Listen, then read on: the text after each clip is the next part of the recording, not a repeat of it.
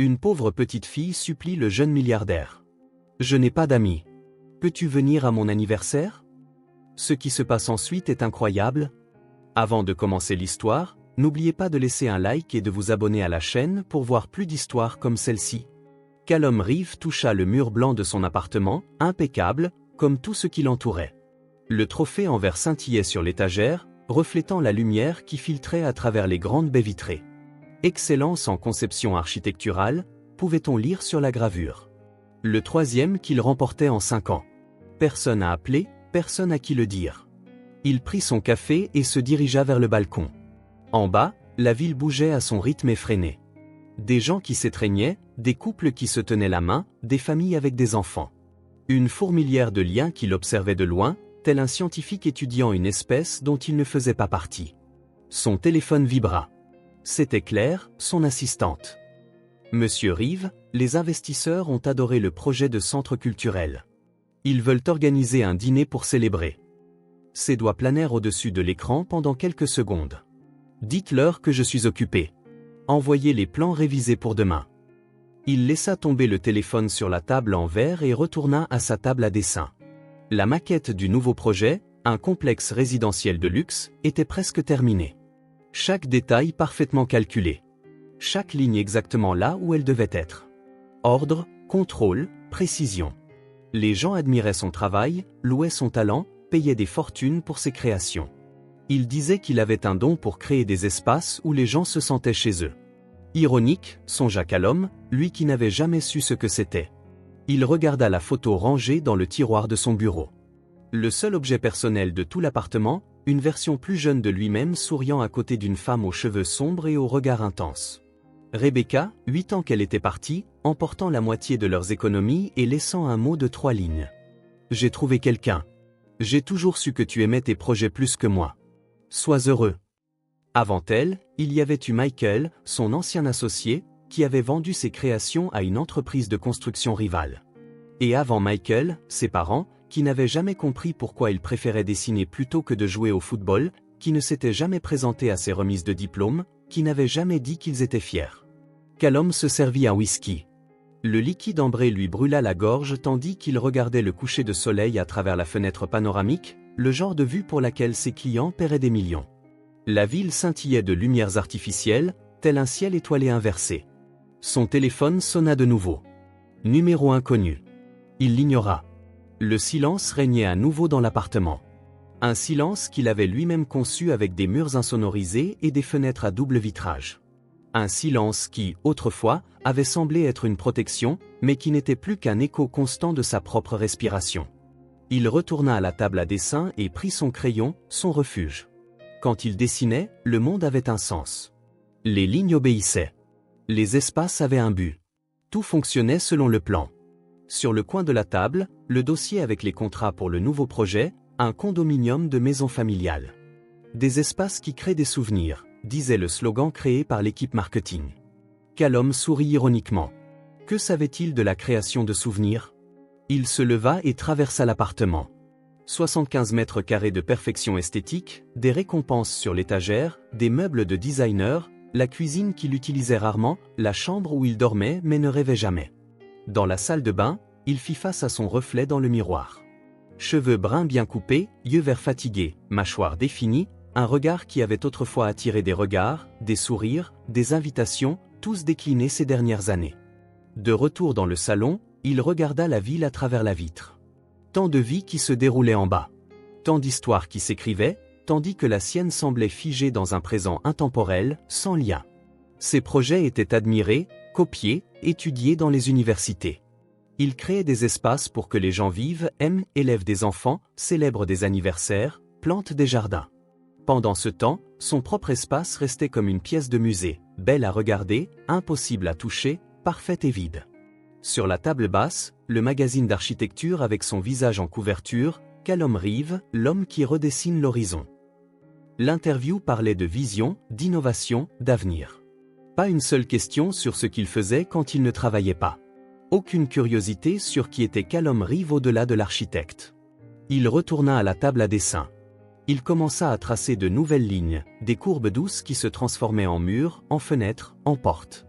Une maison pour quelqu'un, un espace où une famille grandirait, où des enfants couraient dans le couloir, où il y aurait des rires au petit déjeuner et des conversations tard dans la nuit. Callum Reeve concevait la vie pour les autres. Un jeudi après-midi, Callum Reeve traversait le centre-ville, quittant le bureau après une réunion épuisante. Il venait de refuser la 3e invitation à dîner de clients cette semaine-là. Le ciel était clair, mais il le remarqua à peine. Ses pensées restaient bloquées sur les plans du nouveau projet résidentiel, sur les angles à ajuster, sur les réunions à venir. Les rues étaient bondées. Des gens se précipitant chez eux. Des mères tenant la main de leurs enfants. Des vendeurs de rue proposant de la nourriture. Un flux constant de vie se croisant sans vraiment se rencontrer. Callum se déplaçait parmi eux comme quelqu'un qui traverse une rivière, esquivant les obstacles sans se mouiller les pieds. Le bruit de la ville, les klaxons, les conversations, la musique s'échappant des magasins formaient une barrière sonore qu'il avait appris à ignorer. Il était doué pour ignorer les choses. Des années de pratique lui avaient donné cette compétence. Il s'arrêta devant la vitrine d'une librairie. De nouveaux titres d'architecture étaient exposés. Il songea à entrer, peut-être pour acheter quelque chose pour sa collection déjà étendue, des livres qu'il lisait seul dans son appartement silencieux. C'est alors qu'il sentit une légère traction sur la manche de son manteau. Il baissa les yeux et vit une petite fille. Elle avait de grands yeux sombres qui le fixaient avec une intensité déconcertante. Des cheveux bruns bouclés, partiellement domptés par des barrettes colorées. Elle portait une simple robe bleue, un peu trop grande, comme si elle attendait de grandir pour la remplir correctement. « Monsieur, vous pouvez venir à mon anniversaire ? Je n'ai pas d'amis. » Sa voix était basse mais claire. Pas d'apitoiement sur soi, pas de manipulation émotionnelle, juste une sincérité brute qui le prit complètement au dépourvu. Callum resta paralysé un instant, comme s'il avait oublié comment répondre à une simple question. Il regarda autour de lui, s'attendant à voir un adulte venir chercher l'enfant, peut-être pour la gronder de parler à des étrangers, mais personne ne semblait leur prêter attention, comme s'il se trouvait dans une bulle invisible au milieu du trottoir animé. « Votre anniversaire ?» demanda-t-il finalement, se sentant étrangement dépourvu. La fille hocha la tête et lui tendit un morceau de papier plié plusieurs fois. « C'est samedi. Il y aura du gâteau. » Callum prit le papier automatiquement. C'était une invitation faite à la main, au crayon de cire de couleur vive, avec des dessins de ballons, d'étoiles et de ce qui ressemblait à un gâteau qui remplissait les bords de la feuille. Au centre, en grandes lettres inégales, il était écrit « Anniversaire de Junie, 5 ans ». En dessous, une adresse était écrite de la main d'un adulte. « Junie. C'est votre nom ?» demanda-t-il, tenant le papier coloré comme s'il s'agissait de quelque chose de fragile. La fille hocha la tête, ses boucles rebondissant. « C'est Junipé, mais tout le monde m'appelle Junie. » Elle gardait les yeux fixés sur lui, attendant. « Vous venez ?» Avant que Callum ne puisse formuler une réponse, une voix féminine retentit, un mélange d'inquiétude et de désapprobation. « Junie, combien de fois dois-je te dire de ne pas parler aux inconnus ?» Une jeune femme s'approcha rapidement, son regard oscillant entre Callum et la petite fille. Elle semblait avoir la fin de la vingtaine, avec des traits qui indiquaient clairement qu'elle était la mère de Junie. Des cheveux bruns attachés en un chignon improvisé, quelques mèches s'échappant autour de son visage. Des yeux fatigués mais bienveillants. Des vêtements simples et usés, mais impeccablement propres. « Je suis désolée, » dit-elle à Callum en prenant la main de la fille. « J'espère qu'elle ne vous a pas dérangé, monsieur. »« Maman, je lui ai juste donné l'invitation, » protesta Junie sans lâcher la main de sa mère. La femme remarqua le papier dans la main de Callum et ses joues rougirent légèrement. « Oh, elle a invité tout le monde à son anniversaire parce que je veux avoir des amis, » expliqua Junie avec la logique directe et implacable des enfants. La mère sourit, un sourire fatigué et embarrassé. « Vous n'avez pas à vous en soucier. C'est juste une enfant. » Callum regarda l'invitation dans sa main, puis la jeune fille. Il y avait quelque chose dans ses grands yeux qui le troublait profondément, un espoir authentique, une sincérité qu'il n'avait plus l'habitude de voir dans le monde des adultes, où tout avait des arrière-pensées. « Je suis Elisa », se présenta la femme, tendant sa main libre. « Et voici ma fille, Junie, qui est apparemment très excitée par son anniversaire. »« Callum », répondit-il en lui serrant brièvement la main. « Callum Reeve. »« Eh bien, ce fut un plaisir de vous rencontrer, monsieur Reeve. »« Viens, Junie. Nous devons prendre le bus. » Junie fit un signe de la main à Callum alors qu'elle était doucement entraînée par sa mère. « J'espère que vous viendrez. Il y aura du gâteau au chocolat. » Alors qu'elle disparaissait dans la foule, Callum resta debout, regardant l'invitation dans sa main. Le papier était fin, du genre le moins cher que l'on puisse acheter dans n'importe quelle papeterie. Les dessins étaient simples, sans technique, mais avec l'enthousiasme pur que seul un enfant peut transmettre. Quelque chose dans ce morceau de papier le dérangeait profondément. Il était sur le point de le jeter dans la première poubelle venue quand, pour une raison qu'il ne pouvait s'expliquer, il le plia soigneusement et le mit dans la poche intérieure de son manteau. Pendant les 2 jours suivants, Callum essaya d'oublier la rencontre. Il se plongea dans le travail avec encore plus d'intensité. Il révisa des plans, dirigea des réunions, discuta des matériaux avec les fournisseurs. Il maintint sa routine parfaite et contrôlée. Mais d'une manière ou d'une autre, l'invitation colorée restait dans son esprit, comme une note dissonante dans une symphonie harmonieuse. Le vendredi soir, alors qu'il accrochait son manteau, il trouva l'invitation en vidant ses poches. Il fixa le papier froissé pendant de longues minutes, comme s'il essayait de déchiffrer un code secret. Il se souvint des grands yeux de Junie, de la sincérité absolue dans sa voix quand elle avait dit qu'elle n'avait pas d'amis. Il s'assit dans le fauteuil en cuir de son appartement élégant et silencieux. À travers les grandes fenêtres, il pouvait voir la ville scintiller en bas, indifférente et distante. Il regarda à nouveau l'invitation dans ses mains, un morceau de papier coloré qui semblait complètement déplacé dans son monde monochrome. « Ridicule », murmura-t-il pour lui-même. Complètement ridicule. Il mit l'invitation dans le tiroir de la table basse et alla se coucher. Mais le lendemain matin, l'invitation était de nouveau entre ses mains. Et le samedi après-midi, contre toute logique, Callum se retrouva à conduire sa voiture importée dans une rue étroite de la banlieue, suivant l'adresse griffonnée sur l'invitation. Il se gara devant une petite maison à la peinture écaillée sur les murs et au jardin modeste mais bien entretenu. Quelques fleurs robustes poussaient dans des parterres improvisés. La boîte aux lettres était de travers, soutenue par un piquet qui avait clairement besoin de réparation.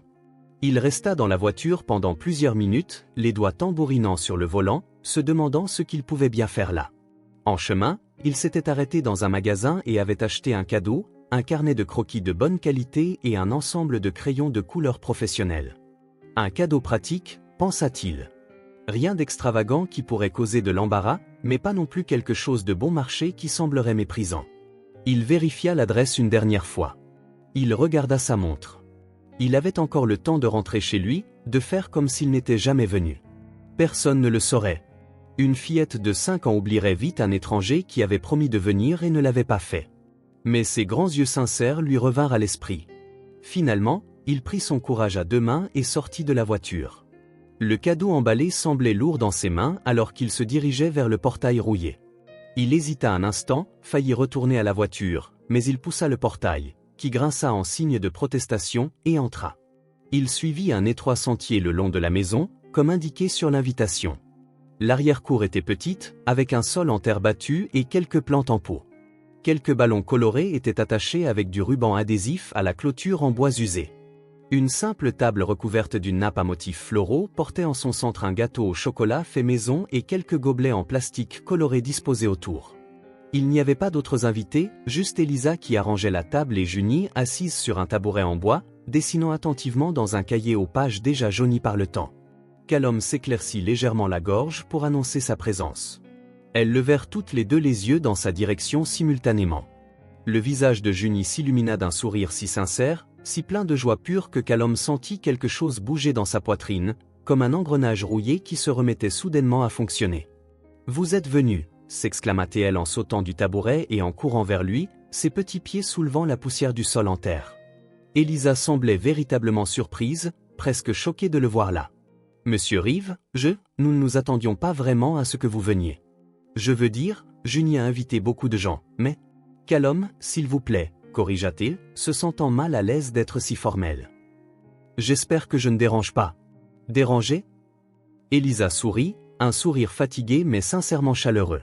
« Vous êtes le seul invité qui soit venu. » Il y avait une dignité dans sa façon de le dire, sans apitoiement, juste en énonçant un fait.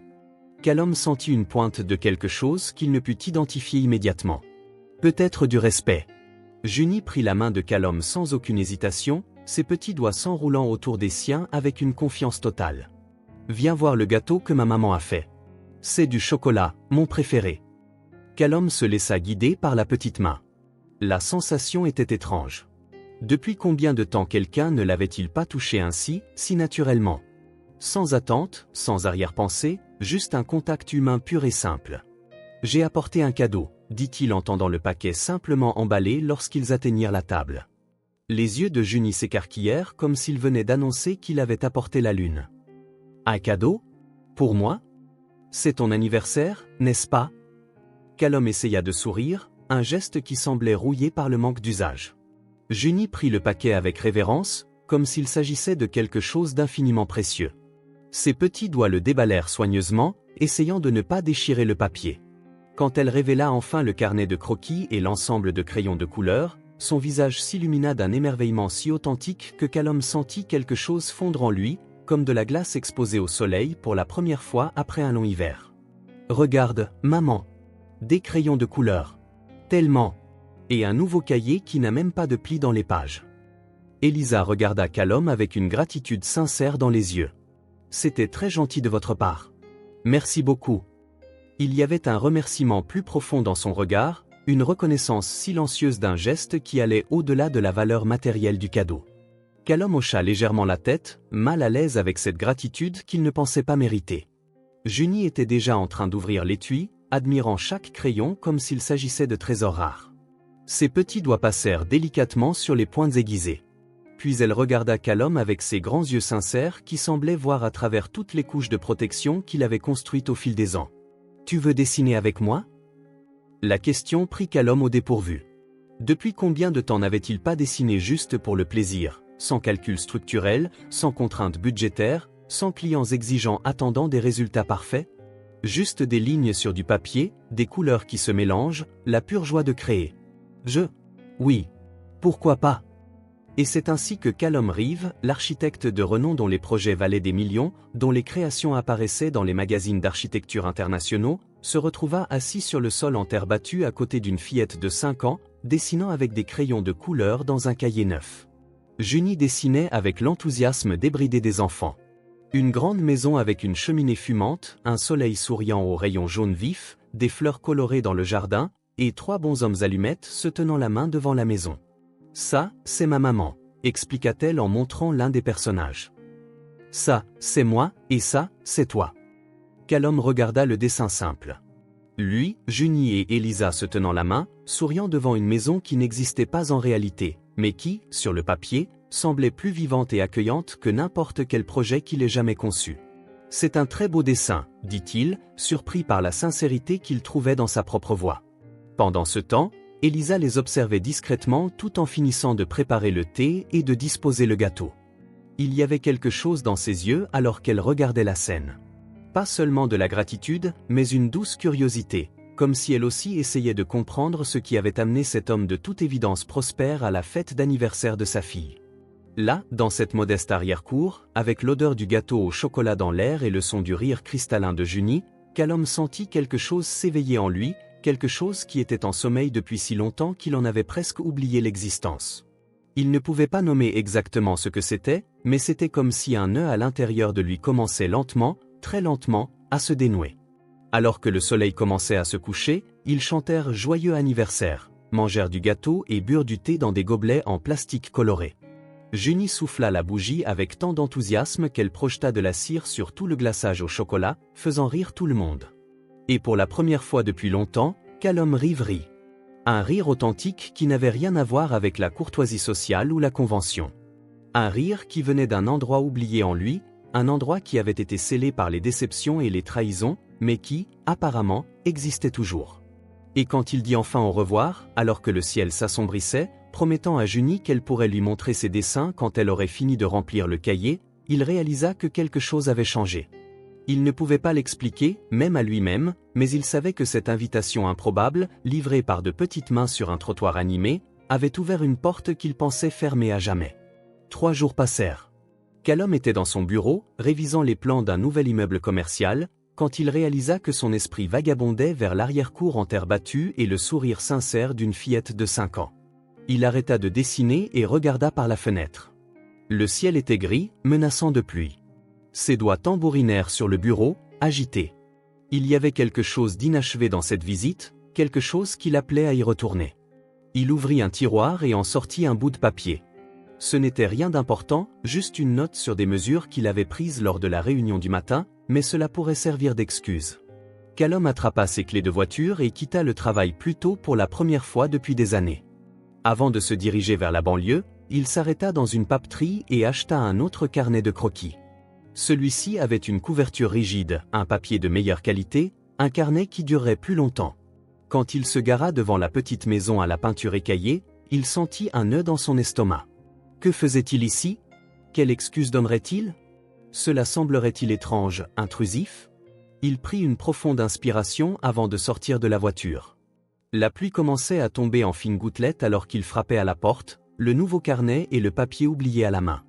Elisa ouvrit la porte, vêtue d'un uniforme de serveuse. Ses yeux s'écarquillèrent légèrement quand elle le reconnut.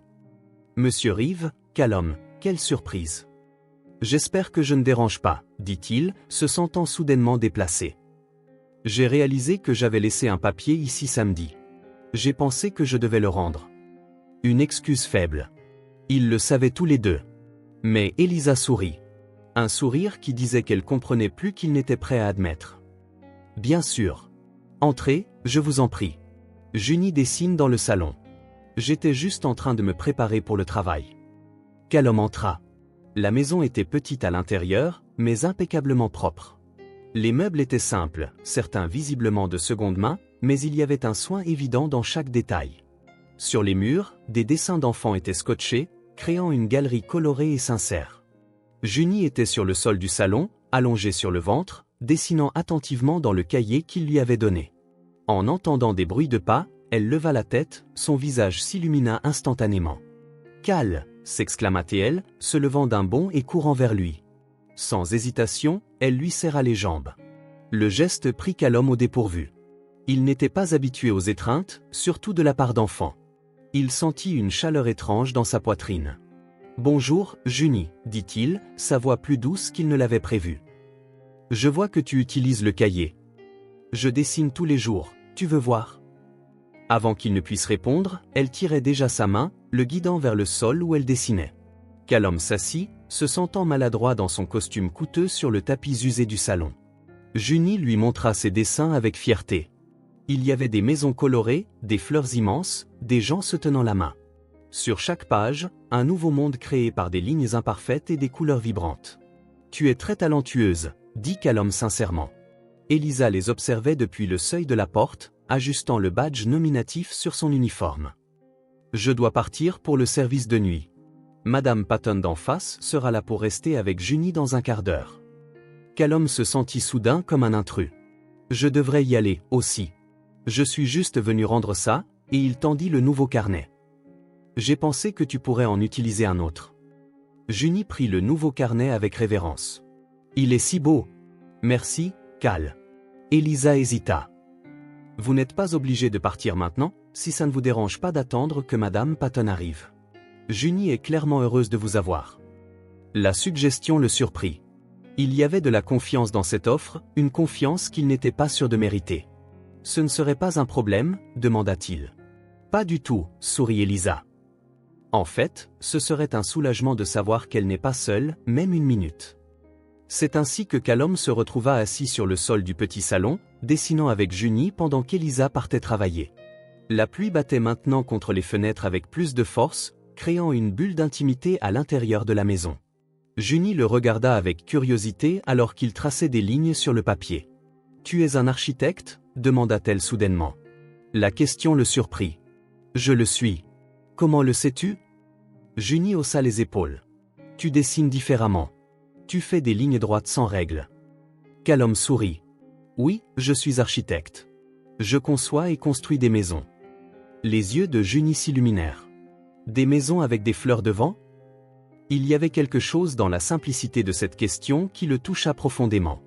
Dans tous ses projets primés, dans toutes ses réunions avec des clients fortunés, personne n'avait jamais posé de questions sur les fleurs. « Seulement les meilleures », répondit-il sérieusement. Junie hocha la tête comme si c'était la réponse la plus sage qu'elle ait jamais entendue.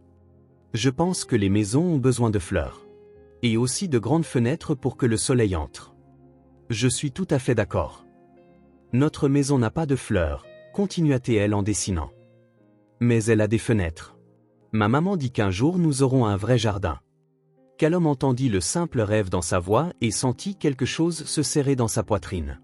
Combien de maisons de luxe avait-il conçues avec des jardins élaborés que leurs propriétaires remarquaient à peine? La conversation coula naturellement pendant qu'il dessinait. Junie lui parla de son école, une qu'elle avait visitée mais qu'elle ne fréquentait pas encore. Elle parla de son émission de télévision préférée, de comment elle aimait dessiner des nuages, de comment sa mère lui racontait des histoires tous les soirs avant de dormir. Callum écoutait, posant des questions occasionnelles, remarquant à quel point chacune de ses réponses était directe et honnête. Pas de filtre, pas d'arrière-pensée, juste la pure vérité, quelque chose qui était devenu rare dans son monde d'affaires et d'apparence. Quand Madame Patton arriva, une femme âgée au sourire aimable, Callum réalisa qu'il avait passé près d'une heure à dessiner et à parler avec Junie. Un temps qu'il n'avait même pas senti passer. « Tu reviens ?» demanda Junie alors qu'il se levait pour partir. La question était simple, mais chargée d'attente. Callum réalisa qu'il n'avait plus besoin d'excuses. « Oui, je reviendrai », répondit-il avec une certitude qui le surprit lui-même. Sur le chemin du retour, conduisant sous la pluie maintenant battante, Callum pensa à l'après-midi qu'il avait passé. Il y avait quelque chose de libérateur à s'asseoir sur le sol et à dessiner des maisons avec des fleurs et de grandes fenêtres, quelque chose de réel et de vrai qu'il n'avait pas expérimenté depuis longtemps. Il réalisa qu'il n'y était pas allé pour rendre un quelconque papier. Il y était allé parce que cela lui manquait, un mot qu'il n'avait pas utilisé depuis des années. Junie lui manquait, son sourire sincère et ses questions directes. Même Elisa lui manquait, avec ses yeux fatigués mais bienveillants, sa dignité silencieuse. En arrivant dans son luxueux appartement vide, Callum trouva l'un des dessins de Junie dans sa poche. Elle l'avait soigneusement plié et le lui avait donné avant son départ. C'était une maison simple avec des fleurs devant et 3 personnages souriants se tenant la main. Il colla le dessin sur le réfrigérateur avec un aimant, la seule couleur dans son appartement monochrome. Pour la première fois depuis des années, le silence de l'appartement ne semblait pas confortable. Il semblait juste vide. Les visites de Callum devinrent fréquentes au cours des semaines suivantes. D'abord 1 fois par semaine, puis 2. Bientôt, il passait dès qu'il avait du temps libre, ce qui le surprenait même lui-même. Son agenda, autrefois rempli exclusivement de réunions professionnelles, comprenait maintenant des moments réservés à la visite d'une petite maison en banlieue. La 3e semaine, il apporta une petite étagère pour les livres de Junie, qu'il installa sur le mur de sa chambre. La 4e semaine, il répara le robinet de la cuisine qui goûtait. De petits gestes, des présences constantes. Ce mercredi-là, il arriva avec une boîte de biscuits au chocolat. Il gara la voiture et remarqua qu'il connaissait déjà chaque détail. La clôture en bois qui avait besoin d'être peinte, le petit parterre de fleurs où Junie avait planté des graines de tournesol, la balançoire improvisée qu'il avait lui-même aidé à accrocher. Junie l'accueillit à la porte avant même qu'il ne frappe, comme si elle avait un radar pour son arrivée. Elle sauta de joie, ses boucles rebondissant avec le mouvement. « Cal, viens voir mon nouveau dessin. J'ai fait toute une ville. » Il la suivit à l'intérieur, maintenant familier avec chaque recoin de la petite maison. Les dessins de Junie couvraient plus de murs, comme un papier peint coloré et personnel. Le canapé usé avait un nouveau coussin cousu par Elisa avec des chutes de tissu. Sur la table de la cuisine, un vase avec des fleurs sauvages que Junie avait cueillies dans le terrain vague voisin. Callum ne se sentait plus déplacé ici. Ses chaussures chères et ses vêtements de marque semblaient de moins en moins importants, moins une partie de qui il était vraiment. Elisa sortit de la cuisine, s'essuyant les mains sur un torchon. Ses cheveux étaient attachés en une simple queue de cheval, quelques mèches s'échappant autour de son visage. Elle avait l'air fatiguée. Il savait qu'elle avait fait un double service au restaurant, mais ses yeux s'illuminèrent quand elle le vit. « Vous arrivez juste à temps pour le dîner », dit-elle. « Rien de spécial, juste des spaghettis à la sauce. Mais il y en a beaucoup. »« Je ne veux pas m'imposer », répondit automatiquement Callum, bien qu'il espérait secrètement l'invitation. Les repas simples à cette table signifiaient plus pour lui maintenant que les dîners dans des restaurants étoilés. « C'est plus une imposition si vous refusez », plaisanta Elisa, se tournant déjà pour prendre une autre assiette. De plus, Junie a parlé de votre visite toute la journée.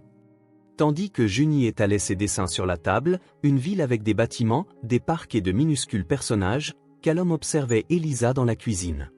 Il y avait une force tranquille en elle, dans ses mouvements efficaces, dans la façon dont elle étirait des ingrédients simples pour créer un repas complet.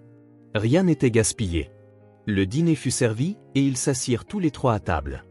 Callum remarqua à quel point ce rituel était devenu important pour lui. La simplicité de partager un repas, les conversations sans prétention, le sentiment d'appartenance qui grandissait dans sa poitrine. Junie parla avec enthousiasme du livre que Callum avait apporté la semaine précédente, récitant des passages entiers. Elisa corrigeait occasionnellement un mot ici et là, montrant qu'elle aussi avait lu l'histoire plusieurs fois à sa fille. « Tu as une bonne mémoire », commenta Callum, impressionné. Junie sourit fièrement. « Ma maman dit que je suis intelligente. » « Et c'est vrai », confirma Elisa en passant une main dans les boucles de sa fille. Il y avait de la fierté dans sa voix, mais aussi une ombre que Callum commençait à reconnaître. L'inquiétude d'une mère qui craint de ne pas pouvoir offrir assez. Après le dîner, pendant que Junie organisait ses dessins, Callum aida Elisa à faire la vaisselle, un rituel qui était également devenu une partie de ses visites. Il lavait. Elle séchait. Un silence confortable s'installa entre eux. Le genre de silence qui n'existe que lorsqu'il n'est pas nécessaire de le remplir de mots. Plus tard, quand Junie alla se brosser les dents pour se préparer à dormir, Callum et Elisa s'assirent sur le petit porche avant. La soirée était agréable. Quelques étoiles visibles malgré les lumières de la ville. Callum réalisa qu'il ne ressentait plus l'envie de retourner dans son appartement vide. « Junie vous aime vraiment beaucoup », dit doucement Elisa, regardant le ciel. « Elle parle de vous tout le temps. »« Je l'aime bien aussi », répondit sincèrement Callum. « Elle est spéciale. Elle a une façon unique de voir le monde. » Elisa hocha la tête, un doux sourire touchant ses lèvres. Elle a toujours été comme ça, dès le premier jour. Même bébé, elle avait ce regard, comme si elle voyait vraiment tout. Quelque chose dans sa façon de le dire, un mélange de fierté et d'inquiétude, poussa Callum à demander « Ça a dû être difficile au début. » Ce n'était pas une question directe, mais une invitation à partager si elle le voulait. Elisa resta silencieuse un moment, comme si elle décidait de ce qu'elle pouvait révéler. « J'ai élevé Junie seule, dit-elle finalement, sa voix calme et ferme. Son père est parti avant sa naissance. » Callum ne montra aucune surprise, hochant simplement la tête, lui laissant l'espace pour continuer. « Je travaille dans un restaurant. Ce que je gagne paie les charges, la nourriture. » Elle regarda ses propres mains, calleuses par le travail acharné. Il y avait de la dignité dans sa façon de parler. Elle ne se plaignait pas, elle énonçait simplement des faits. Elle n'est jamais allée à l'école. Mais j'ai promis qu'un jour, elle irait. La dernière phrase portait tant de poids, tant de détermination que Callum sentit quelque chose se serrer dans sa poitrine. Ce n'était pas seulement un vague espoir. C'était une promesse qu'Elisa était déterminée à tenir, quoi qu'il en coûte. Callum écouta en silence. Il n'offrit pas de platitudes vides, n'exprima pas de pitié, ne posa pas de questions indiscrètes. Il écouta simplement, lui accordant le respect de recevoir son histoire sans jugement. « Je lui apprends ce que je peux à la maison », continua Elisa, son regard maintenant tourné vers l'intérieur de la maison, où il pouvait entendre Junie fredonner. Les chiffres, les lettres, les histoires. Elle apprend vite, plus vite que je ne peux lui enseigner, en fait. Elle sourit, un sourire qui mêlait fierté et une pointe de tristesse. Parfois, je m'inquiète que ce ne soit pas suffisant, vous savez, qu'elle ait besoin de plus que ce que je peux lui donner. De meilleurs livres, de vrais professeurs, des choses que je ne peux pas fournir pour l'instant. Il y avait une honnêteté brute dans cette confession, mais pas d'apitoiement. Elisa ne se posait pas en victime ni ne demandait de l'aide. Elle énonçait simplement un fait, comme quelqu'un qui reconnaît l'existence d'une montagne qu'il doit gravir. Vous lui donnez la chose la plus importante, dit Callum après un moment. La sécurité, l'amour, un vrai foyer. Elisa le regarda, un peu surprise par l'observation. J'ai grandi dans une grande maison avec tout ce que l'argent pouvait acheter, continua Callum, se surprenant lui-même par cette confidence. Et pourtant, je ne me suis jamais vraiment senti chez moi. Mes parents étaient toujours trop occupés pour remarquer que j'existais. C'était au tour d'Elisa d'écouter en silence, sans jugement. Ses yeux fixés sur les siens montraient une compréhension qui allait au-delà des mots. « Junie a de la chance de vous avoir », ajouta-t-il. Elisa secoua légèrement la tête. « Ce n'est pas de la chance, c'est un choix. Chaque jour, je choisis de faire de mon mieux avec ce que j'ai. » Ces simples mots frappèrent Callum avec une force inattendue. Le choix. Toutes ses réussites professionnelles, son appartement luxueux, ses récompenses, rien de tout cela n'avait d'importance si chaque jour il choisissait la solitude plutôt que la connexion.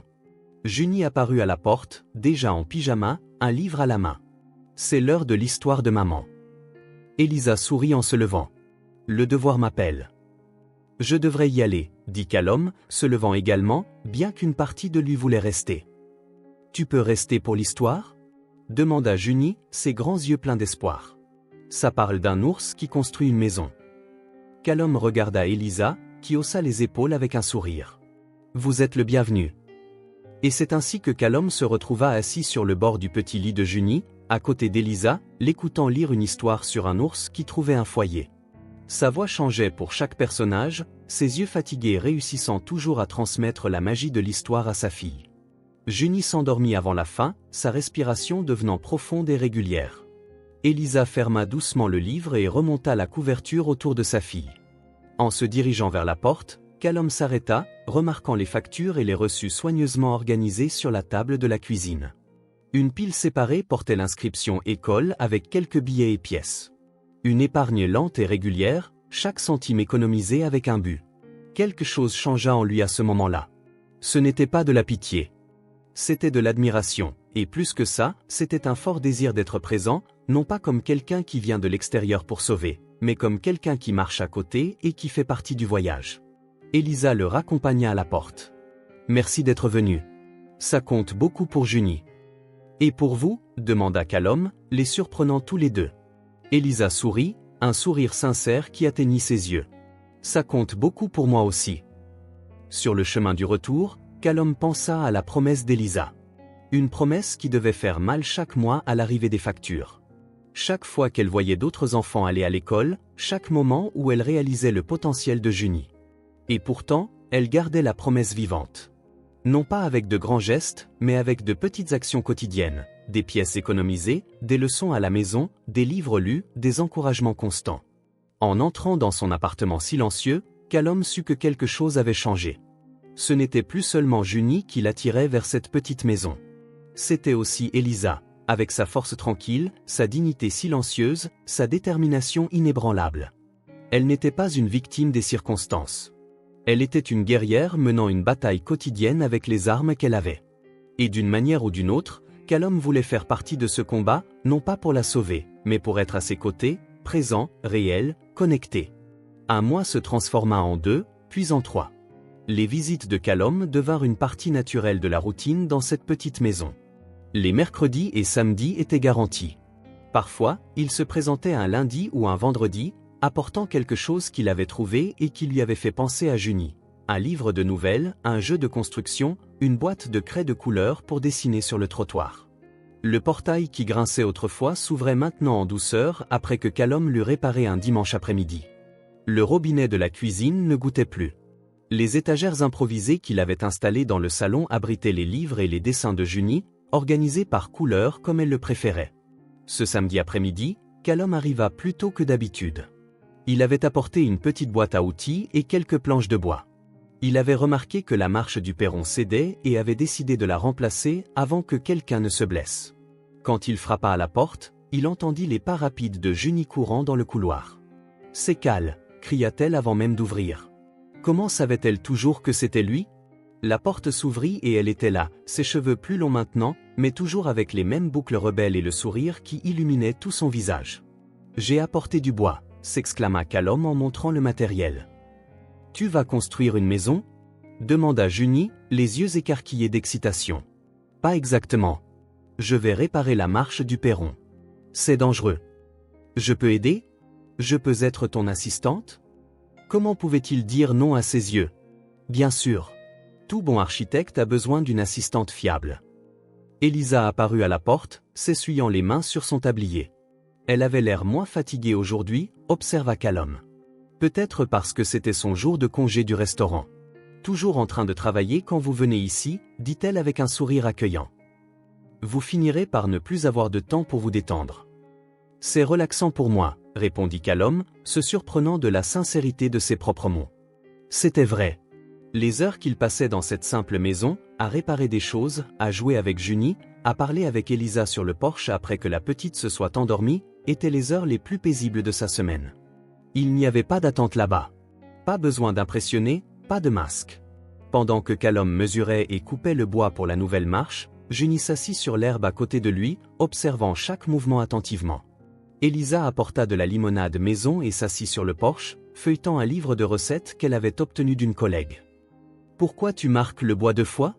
demanda Junie en montrant les lignes que Callum traçait avec son crayon. « C'est une règle importante, expliqua-t-il, heureux de son intérêt sincère. Mesurer 2 fois, couper 1 fois. Comme ça, on ne fait pas d'erreur. » Junie hocha la tête comme si elle venait de recevoir une grande sagesse. Comme quand maman mesure la farine 2 fois avant de faire un gâteau. Exactement comme ça. En travaillant, Callum réalisa qu'il connaissait les sons de cette maison.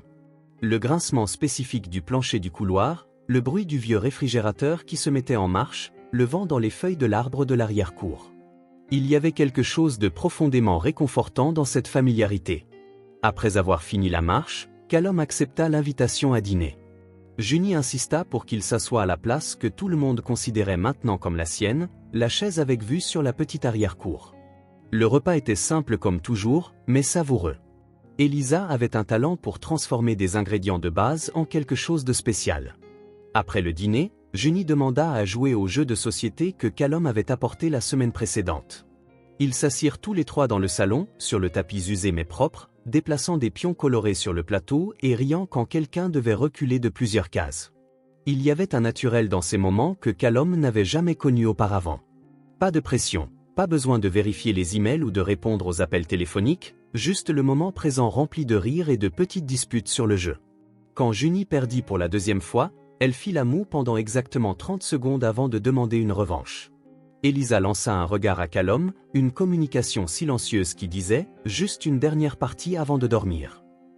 Et il comprit parfaitement. C'était ce qui le surprenait le plus. Cette capacité à communiquer sans mots qui s'était développée entre eux. Un regard, un geste, et des messages complexes étaient transmis et compris. Après la dernière partie, avec Junie célébrant sa victoire triomphale, il était temps d'aller au lit. Comme c'était devenu la coutume, Callum participa au rituel. Elisa lut l'histoire, il fit les voix des personnages, et Junie écouta et chanta, luttant contre le sommeil qui gagnait inévitablement. Quand la respiration de Junie devint rythmée et profonde, ils quittèrent tranquillement la chambre. Dans le salon, Elisa prépara du thé pour eux deux. Une autre petite tradition qu'ils avaient développée. « Elle s'endort plus facilement quand vous êtes là », commenta Elisa en lui tendant une tasse.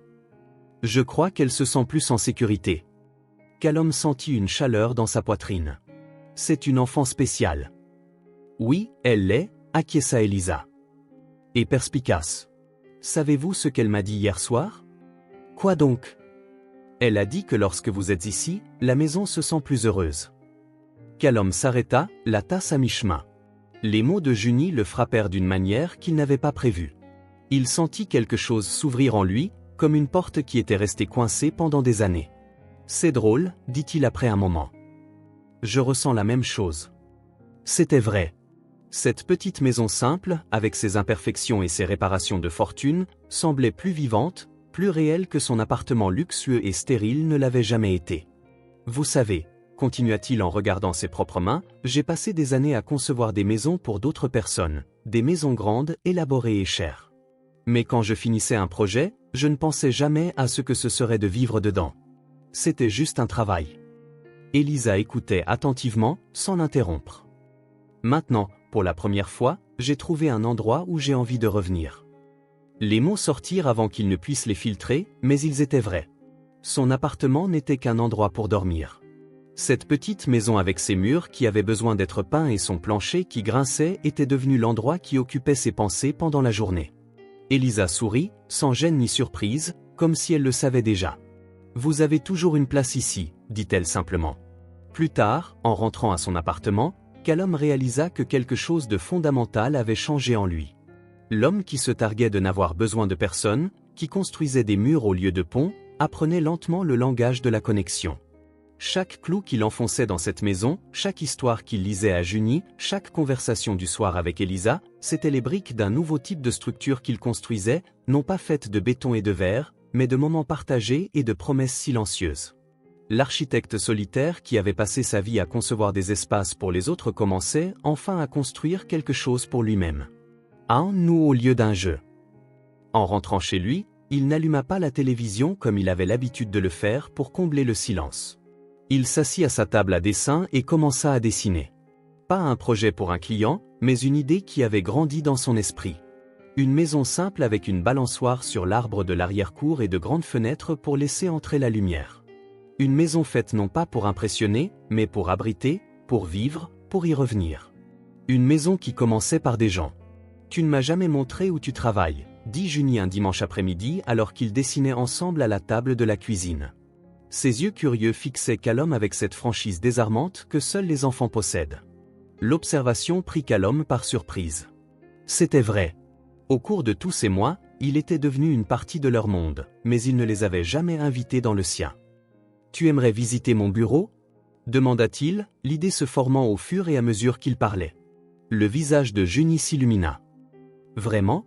Il y a des dessins de maisons là-bas ? Beaucoup de dessins, et des maquettes aussi. » « C'est quoi des maquettes ? » Ce sont de toutes petites maisons que nous fabriquons avant de construire les grandes, pour voir à quoi elles ressembleront. Les yeux de Junie s'écarquillèrent. Comme des maisons de poupées. Quelque chose comme ça, sourit Callum. Sauf que personne n'y vit. Elisa, qui rangeait la vaisselle, se tourna avec une expression hésitante. Vous êtes sûr ? Nous ne voulons pas déranger votre travail. Il y avait quelque chose de plus derrière cette hésitation, réalisa Callum. Une inquiétude que Junie n'ait pas sa place dans ce monde élégant et professionnel. Demain, c'est lundi, mais je peux l'emmener après les heures de bureau. Le bureau est calme après 18 heures. La joie de Junie était contagieuse. Elle passa le reste de l'après-midi à poser des questions sur le bureau, sur les gens qui y travaillaient, sur l'apparence des maquettes. Le lendemain, Callum quitta sa dernière réunion plus tôt, ignorant les regards surpris de ses collègues. Normalement, il était toujours le dernier à partir. Il se rendit à la maison d'Elisa, où Junie l'attendait déjà sur le porche, vêtue de sa robe préférée, les cheveux retenus par des pinces colorées, un petit sac à dos sur les épaules. « Qu'y a-t-il dans le sac à dos ?» demanda Callum alors qu'elle montait dans la voiture. « Mes crayons et mon cahier, au cas où j'aurais des idées de maison. » Elisa s'approcha de la fenêtre de la voiture. « Alors, vous n'êtes pas obligé de dîner avec nous ce soir. Je sais que vous partez déjà plus tôt à cause de nous. » « Votre cuisine me manquera, » répondit Callum avec un sourire.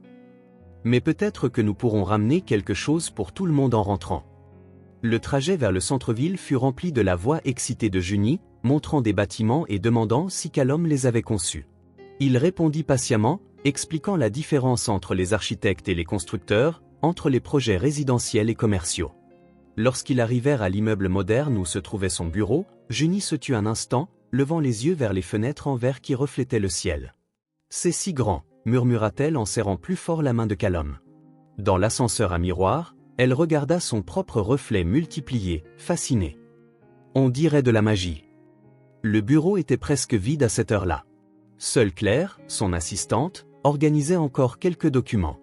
Elle leva les yeux avec surprise en voyant Callum arriver avec un enfant. « Claire, voici Junie. »« Junie, voici Claire, qui m'aide à tout garder en ordre. »« Bonjour, » dit Junie, soudainement timide. Claire sourit, se remettant de sa surprise. « Bonjour, Junie. Je n'ai jamais vu Monsieur Rive amener une visiteuse aussi spéciale. »« Vous pouvez rentrer chez vous, Claire, » dit Callum. « Je vais juste montrer le bureau à Junie. » Après le départ de Claire, Callum guida Junie à travers le grand espace avec ses postes de travail organisés, ses tables à dessin impeccables et ses maquettes protégées par des boîtiers en acrylique. La fillette marchait sur la pointe des pieds, comme si elle avait peur de casser quelque chose rien qu'en étant là. « C'est ta place ?» demanda-t-elle en montrant le plus grand bureau, positionné près de la fenêtre panoramique. « Oui, c'est là que je travaille. »« C'est joli », dit-elle en touchant délicatement la surface polie du bureau. « Mais ça a l'air un peu triste. » L'observation frappa Callum comme un petit choc. Il regarda autour de lui, voyant son bureau à travers ses yeux. C'était élégant, oui, moderne, certainement, mais il y avait une qualité froide et impersonnelle dans l'environnement qu'il n'avait jamais remarqué auparavant. « Tu n'as aucun de tes dessins sur le mur », continua Junie, observant les murs gris ornés de peintures abstraites. « Les architectes n'accrochent généralement pas leurs projets au mur, » expliqua Callum, bien que l'explication sonnât creux même à ses propres oreilles. Il l'emmena dans la salle des maquettes, où des prototypes de divers projets étaient exposés à différents stades de développement. Les yeux de Junie s'écarquillèrent d'admiration. « Ce sont de vraies petites maisons », s'exclama-t-elle en s'approchant prudemment d'une maquette d'un condominium résidentiel. Regarde, on peut voir à l'intérieur par les fenêtres. C'est la partie la plus amusante de mon travail, confessa Callum. Construire ces maquettes. Tu peux m'apprendre? La demande, faite avec tant d'espoir, fit fondre quelque chose en Callum. Bien sûr. Et si on en commençait une maintenant? Junie sauta de joie pendant que Callum rassemblait du matériel sur un comptoir plus bas, du carton, des bâtonnets en bois, du papier de couleur, de la colle, des ciseaux à bourron, de petits blocs de mousse. Des outils simples pour mesurer des mondes. Quel genre de maison allons-nous faire? Demanda Callum. Junie réfléchit un instant, le front plissé de concentration. Une maison heureuse où les gens ont envie de rester. La simplicité de la réponse toucha Callum. Combien de clients avaient demandé des maisons impressionnantes, modernes, luxueuses, mais jamais une maison heureuse? Ensemble, ils commencèrent à couper et à coller. Callum aidait pour les parties les plus difficiles, mais laissait Junie prendre les décisions créatives. Elle voulait une maison avec un toit rouge parce que c'est une couleur joyeuse. Elle voulait beaucoup de fenêtres pour que le soleil puisse entrer et chasser la tristesse, et elle insista sur une balançoire dans la cour pour que les enfants puissent jouer. Cette maison aura de grandes fenêtres et un jardin avec des marguerites, déclara-t-elle en collant de petites fleurs en papier autour de la structure. Elle aura tout ce que tu veux, répondit Callum, surpris de voir à quel point il appréciait le processus. Il n'y avait pas de souci de budget, de délai ou d'exigence des clients, juste la pure joie de créer. Pendant qu'il travaillait, Junie racontait des histoires sur les personnes imaginaires qui vivraient dans cette maison. Une famille avec 2 enfants et un chien. Le chien s'appelait Popcorn parce qu'il était petit et blanc. Le garçon aîné aimait lire des livres dans la cour. La plus jeune fille adorait dessiner, comme elle. Callum écoutait, fasciné par la richesse de l'imagination enfantine. Pour Junie, la maquette n'était pas seulement une représentation. C'était tout un monde plein de vie et d'histoire. Quand la maquette fut presque terminée, Junie demanda une courte pause. Elle ouvrit son sac à dos et sortit son carnet de croquis et ses crayons de couleur. La langue entre les dents, concentrée, elle commença à dessiner. « Qu'est-ce que tu dessines ?» demanda Callum. « Les gens qui vont vivre dans la maison. Parce qu'une maison n'est heureuse que s'il y a des gens à l'intérieur. » Quelque chose dans cette simple déclaration fit penser Callum à son propre appartement vide, une structure élégante sans âme, un espace, pas un foyer. Quand Junie eut terminé le dessin, elle découpa soigneusement les petits personnages et demanda de l'aide pour les coller sur la maquette. Sa famille de bonshommes allumettes colorés habitait désormais la maison qu'ils avaient construite ensemble. « C'est parfait, » dit Callum, sincèrement impressionné par le résultat. « On peut l'emmener pour la montrer à maman ? » « Bien sûr. En fait, tu pourrais la garder. » Les yeux de Junie pétillèrent. « Vraiment ? Je peux la mettre dans ma chambre ? Elle est à toi. C'est toi qui l'as créée. » « On l'a créée, » corrigea Junie avec la simple sagesse des enfants. « C'est notre maison. » Sur le chemin du retour, avec la maquette soigneusement installée sur la banquette arrière, Callum réalisa quelque chose d'important. Ce bureau qui avait toujours été exclusivement le sien, ce sanctuaire professionnel qu'il gardait séparé de toute vie personnelle, portait maintenant la marque de Junie. Il y avait de petits morceaux de papier de couleur éparpillés sur le sol, une tache de colle sur le comptoir, un de ses dessins qu'il avait discrètement glissé dans son tiroir. Callum Reeve, l'architecte réservé qui tenait tout le monde à distance, avait ouvert non seulement les portes de son bureau, mais aussi celles d'un espace beaucoup plus intime et protégé, son monde émotionnel. Et étrangement, au lieu de se sentir envahi, il se sentait plus complet que jamais. La pluie battait doucement contre les fenêtres, créant une atmosphère chaleureuse à l'intérieur de la petite maison. C'était un samedi d'automne, le genre de journée qui invite à rester à l'intérieur, protégé et au chaud. Callum était arrivé tôt, apportant un nouveau puzzle et du chocolat chaud pour eux 3. Maintenant, alors qu'Elisa préparait le déjeuner dans la cuisine, Callum et Junie étaient assis sur le tapis du salon à dessiner. La maquette qu'ils avaient faite ensemble occupait une place d'honneur sur l'étagère, soigneusement positionnée pour que tout le monde puisse l'admirer. Callum remarqua que Junie était plus silencieuse que d'habitude. Ses dessins, habituellement pleins de couleurs vives et de formes joyeuses, semblaient plus sobres aujourd'hui. Elle en avait commencé plusieurs et les avait abandonnés, ce qui était inhabituel pour elle. « Tout va bien ?» demanda-t-il doucement. Junie continua de dessiner un instant, comme si elle n'avait pas entendu. Puis, sans crier gare, elle posa son crayon et regarda Callum avec ses yeux qui semblaient voir bien au-delà de ses 5 ans. « Je n'ai jamais connu mon papa, dit-elle, sa voix petite mais claire. Callum sentit l'air se coincer dans ses poumons. De toutes les choses qu'il s'attendait à entendre, celle-ci n'était pas sur la liste. Il ne savait pas quoi dire, alors il hocha simplement la tête, lui laissant l'espace pour continuer. Maman a dit qu'il est parti avant ma naissance, continua Junie, regardant maintenant son dessin inachevé. Elle traça du doigt une ligne qu'elle avait faite. Je dis que je m'en fiche, mais il me manque. La simplicité de la confession frappa Callum comme un coup de poing à l'estomac. Comment peut-on manquer à quelqu'un qu'on n'a jamais connu? Et pourtant, cet enfant articulait une absence qui avait façonné toute sa courte vie. Dans la cuisine, sans qu'il s'en rende compte, Elisa avait arrêté de couper les légumes. Elle se tenait immobile, le couteau inerte sur la planche à découper, écoutant la conversation. Son visage reflétait une vieille douleur, une blessure qui n'avait jamais complètement guéri. Callum prit une profonde inspiration, cherchant les mots justes.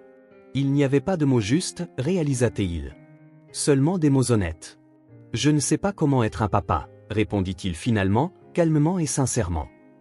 Mais je sais que j'aime vraiment être avec toi. Junie le regarda, ses grands yeux cherchant quelque chose sur le visage de Callum. Ce qu'elle y vit sembla la satisfaire, car elle sourit légèrement et reprit son crayon. Tu dessines avec moi, tu répares des choses, et tu racontes des histoires, dit-elle comme si elle énumérait des qualités importantes. Et c'est ce que font les papas, non? La question, si innocente et pourtant si chargée, laissa Callum sans voix un instant. Certains papas font ces choses, oui, répondit-il finalement. Mais être un papa, c'est plus que ça. Quoi d'autre? Callum pensa à son propre père.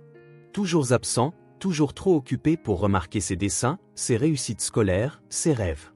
Un papa devrait toujours être là, dit-il, sachant que c'était une simplification, mais sentant la vérité derrière les mots.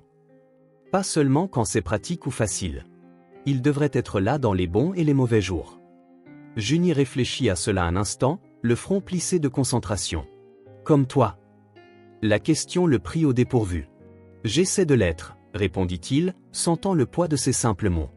Junie sourit, apparemment satisfaite de la réponse, et se remit à dessiner, maintenant avec plus d'énergie, les couleurs revenant à ses traits. Callum remarqua qu'elle dessinait 3 personnages se tenant la main. Dans la cuisine, Elisa essuya discrètement une larme du revers de la main et se remit à préparer le déjeuner, ses mouvements plus délibérés qu'auparavant. Le reste de l'après-midi se passa normalement. Ils déjeunèrent ensemble, travaillèrent sur le nouveau puzzle, rirent des histoires que Junie inventait sur chaque pièce qu'ils assemblaient.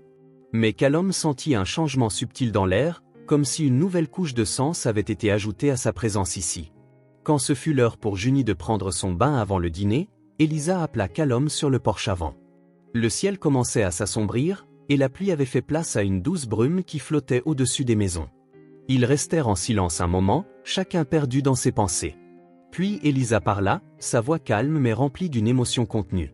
Elle s'attache beaucoup à vous. Ce n'était pas une accusation, mais il y avait une inquiétude évidente dans ses mots. Je sais, répondit simplement Callum. Le silence revint, rempli seulement par le bruit lointain d'une voiture qui passe et le bruit de l'eau du bain de Junie.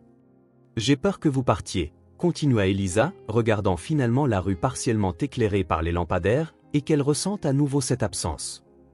Il y avait tant de vulnérabilité dans cette confession que Callum sentit sa poitrine se serrer. Il ne s'agissait pas seulement de Junie, réalisa-t-il. Il s'agissait aussi d'Elisa, de ses propres pertes et abandons. Je ne vais nulle part, Elisa, dit-il avec une conviction qui les surprit tous les deux. Je n'ai pas l'intention de partir. Elisa se tourna pour le regarder directement, ses yeux cherchant la vérité derrière les mots. Les gens disent ça, répondit-elle doucement. Et puis la vie arrive. Un meilleur emploi dans une autre ville, une nouvelle relation, d'autres priorités. Callum comprit ce qu'elle ne disait pas. Combien de promesses avaient déjà été rompues dans sa vie? Combien de fois avait-elle entendu « je ne pars pas », pour ensuite voir le dos de quelqu'un s'éloigner? Je ne peux pas promettre que rien ne changera, dit Callum en choisissant ses mots avec soin. Personne ne le peut. Mais je peux promettre que je ne disparaîtrai pas simplement. Que tout changement, toute décision, vous prendra toutes les deux en considération. Il fit une pause, cherchant les mots pour exprimer quelque chose qui se formait encore dans son propre cœur. Vous êtes devenue importante pour moi, plus que ce à quoi je m'attendais, plus que ce que je pensais possible. Elisa ne répondit pas immédiatement. Son regard retourna vers la rue, mais Callum remarqua que ses épaules semblaient moins tendues. Elle vous a posé des questions sur les papas aujourd'hui, dit-elle finalement. Oui. Ce que vous avez répondu était parfait, admit Elisa, sa voix presque un murmure. Honnête, sans promettre ce que vous ne pouvez pas tenir. De l'intérieur de la maison, ils entendirent la voix de Junie appeler Elisa. Le bain était terminé. J'arrive, répondit Elisa, puis elle se tourna vers Callum une dernière fois avant de rentrer. Merci d'être là, d'être constant. Le mot flotta entre eux comme un compliment, une reconnaissance, peut-être même un défi. Plus tard, après que Junie se soit endormie et que Callum se préparait à partir, il trouva le dessin qu'elle avait fait plus tôt, soigneusement laissé sur la table basse. 3 personnages se tenant la main, devant une maison colorée. En dessous, d'une écriture inégale mais déterminée, elle avait écrit « Ma famille ». Callum sentit quelque chose se briser et se reconstruire en lui au même instant. Une transformation silencieuse mais profonde, comme une rivière changeant lentement mais sûrement son cours. Quand Elisa le raccompagna à la porte, il y avait une nouvelle compréhension entre eux.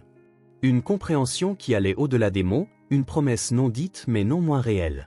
« À mercredi » demanda-t-elle comme elle le faisait toujours. « À mercredi » confirma-t-il.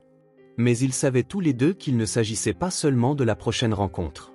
Il s'agissait de tous les jours qui suivraient, de construire quelque chose de durable dans un monde où tant de choses sont temporaires. Il s'agissait d'être la présence qui ne part jamais. Lundi arriva avec le rythme rapide typique du bureau. Callum passa la matinée en réunion, à revoir des projets, à ajuster des budgets. Sa routine professionnelle restait la même, mais il avait changé. Il le sentait dans les petits détails. Dans la photo de Junie qu'il gardait maintenant discrètement dans son tiroir, dans son dessin qu'il avait scotché sur le mur intérieur de son bureau, dans la maquette inachevée qu'ils avaient commencé ensemble, maintenant sur sa table d'appoint. Peu après le déjeuner, Claire frappa à la porte. « Monsieur Reeve, Monsieur Harrington est là pour vous voir. » Timothy Harrington, PDG de Harrington Global Development, l'un des plus gros clients potentiels de la firme. Callum leur avait envoyé une proposition des semaines auparavant, avant même de rencontrer Junie et Elisa. « Faites-le entrer. » Harrington était un homme imposant d'une 50aine d'années, avec une poignée de main ferme et un sourire calculé. Le genre de client que Callum avait toujours su impressionner. « Callum, je vais aller droit au but, » dit Harrington après les salutations initiales. « Nous aimons votre proposition pour le complexe à Dubaï. Nous voulons que vous dirigiez le projet. Dubaï, l'un des marchés les plus compétitifs et lucratifs du monde. Un projet comme celui-ci serait un tournant décisif dans n'importe quelle carrière. Merci pour la confiance, Monsieur Harrington. C'est une excellente nouvelle. Nous avons besoin que vous soyez sur place pendant au moins les 3 premiers mois, continua Harrington. Pour superviser personnellement le début de la construction. Nous voulons notre architecte principal sur le terrain, interagissant avec les autorités locales, ajustant le projet si nécessaire. 3 mois. L'information flotta dans l'air comme un nuage lourd. « Quand auriez-vous besoin de moi ?» demanda Callum, sa voix professionnelle dissimulant la soudaine oppression dans sa poitrine. « Idéalement, d'ici 2 semaines. Les investisseurs sont impatients de commencer. Le contrat, bien sûr, est extrêmement généreux. » Harrington mentionna un chiffre qui fit hausser les sourcils à Callum. « Et ce n'est que le début. Si le projet est un succès, et je suis sûr qu'il le sera, il y a des plans pour s'étendre à d'autres marchés internationaux. » L'ancien Callum aurait accepté immédiatement. Il aurait vu dans cette proposition tout ce qu'il avait toujours voulu. Prestige, reconnaissance, défis professionnels, sécurité financière, une voie claire vers le sommet. « C'est une proposition extraordinaire, » répondit-il en maintenant son calme professionnel. « Puis-je avoir une journée pour examiner tous les détails ?» Harrington sembla légèrement surpris par l'hésitation, mais hocha la tête. « Certainement. Mais ne tardez pas trop. Nous avons d'autres candidats intéressés, bien que vous soyez notre premier choix. » Après le départ du dirigeant, Callum resta assis pendant de longues minutes, regardant par la fenêtre la ville en contrebas. Une opportunité comme celle-ci se présentait une fois dans une vie, le genre de projet qui définirait une carrière. Ses yeux se tournèrent vers la maquette inachevée sur la table d'appoint. Lui et Junie l'avaient commencé ensemble la semaine précédente, quand elle était venue visiter le bureau à nouveau. C'était une maison simple, mais avec des détails que seul un enfant penserait à ajouter. Un toboggan sortant directement d'une fenêtre du 2e étage, un jardin en forme d'étoile, un arbre avec une cabane dans sa canopée. À côté de la maquette, scotché au mur, se trouvait le dessin que Junie avait fait de lui, d'elle et d'Elisa se tenant la main. Au cours des dernières semaines, ce dessin était devenu une sorte d'encre, lui rappelant ce qui comptait vraiment quand il se perdait dans les feuilles de calcul et les plans d'architecture. Il prit le téléphone et appela Claire. « Pourriez-vous m'apporter mon agenda, s'il vous plaît ? Je dois vérifier mes engagements pour les prochaines semaines. » Pendant qu'il attendait, son esprit vagabonda vers le mercredi précédent. Il avait aidé Junie avec une tâche qu'Elisa lui avait préparée, identifier des lettres dans une histoire. La concentration sur son petit visage alors qu'elle essayait de reconnaître chaque symbole, la joie quand elle réussissait, la façon dont elle le regardait pour approbation. Claire entra avec l'agenda, interrompant ses pensées. « Merci, Claire. Pourriez-vous fermer la porte en sortant, s'il vous plaît ?» Seul à nouveau, Callum feuilleta les pages. Il remarqua comment ses engagements avaient changé au cours des derniers mois. Auparavant, ce n'était que des réunions, des présentations, des dîners d'affaires. Maintenant, il y avait des notes comme apporter un livre pour Junie ou acheter du matériel pour réparer l'étagère. De petites encres dans le temps, de petits rappels d'une vie qui était devenue bien plus que du travail. 3 mois à Dubaï signifierait 3 mois sans voir le sourire de Junie quand elle ouvrait la porte. Sans les conversations du soir avec Elisa sur le porche, sans les dîners simples qui étaient maintenant la meilleure partie de ces semaines. Plus important encore, ce serait rompre la promesse qu'il leur avait faite à toutes les deux. Ne pas partir, être constant, présent. Callum ferma l'agenda. Il regarda à nouveau la maquette et le dessin. Quelque chose se solidifia en lui. Une certitude calme qui remplaça l'agitation précédente. « J'ai construit beaucoup de choses », murmura-t-il pour lui-même. « Mais maintenant, je construis quelque chose qui a plus de valeur. » Il prit le téléphone et composa le numéro que Harrington avait laissé. « Monsieur Harrington, Callum Reeve. J'apprécie sincèrement l'offre, mais je dois la décliner. J'ai des engagements ici que je ne peux ni reporter ni transférer. » Il entendit la surprise dans la voix à l'autre bout du fil, les tentatives de persuasion, l'offre d'un montant encore plus élevé. Il resta ferme, poli, mais inébranlable. Quand il raccrocha, il ressentit une sensation étrange, non pas le regret qu'il attendait, mais un profond soulagement, comme s'il avait enfin été libéré d'un poids qu'il ne savait même pas qu'il portait. Il regarda l'horloge. Il était encore temps de passer chez Elisa et Junie avant la nuit. Peut-être qu'il apporterait des pizzas pour le dîner. Il rangea ses papiers, attrapa son manteau et partit, ne s'arrêtant que pour dire à Claire qu'il serait absent pour le reste de la journée. Il ne leur parlerait pas de la proposition qu'il avait refusée.